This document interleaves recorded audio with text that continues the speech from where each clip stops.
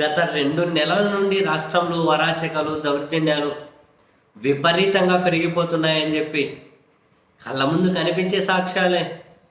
And Telugu Desam party నేతృత్వంలో కూటమికి మద్దతు ఇచ్చిన వాళ్ళు కూడా ఎలాంటి ఆవేదన వెలుబుచ్చుతున్నారో మనం చూసాం. మొన్నటికి మొన్న స్వీడన్కి చెందిన ఒక ఆమె లక్షల ఖర్చు పెట్టుకొని వచ్చి మీకు ఓటేసినందుకు గుణపాఠం చెప్తున్నారా అంగన్వాడీల మీద.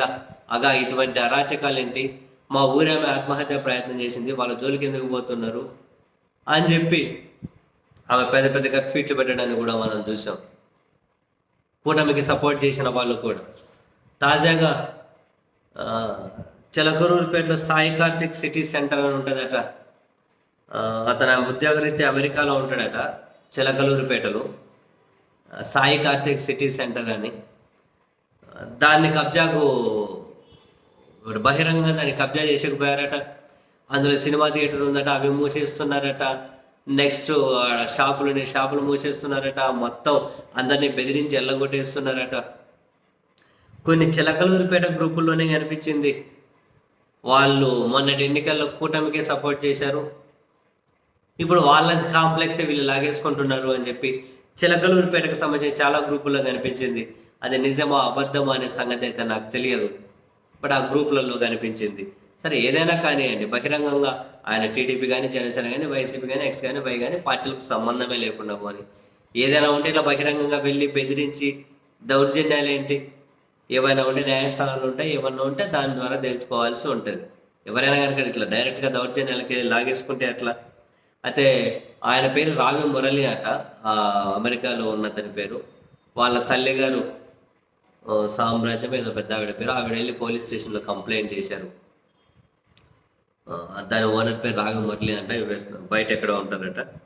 ఆయన కూడా చాలా ఆవేదనతో ఒక వీడియో కూడా పెట్టారు. మరి చాలా చాలా ఆవేదనగా ఉన్నారు. ఆయనే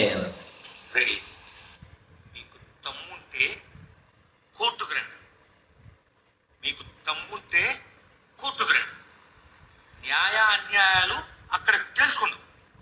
అంతేగాని కబ్జా చేసి 10 రోజుల నుంచి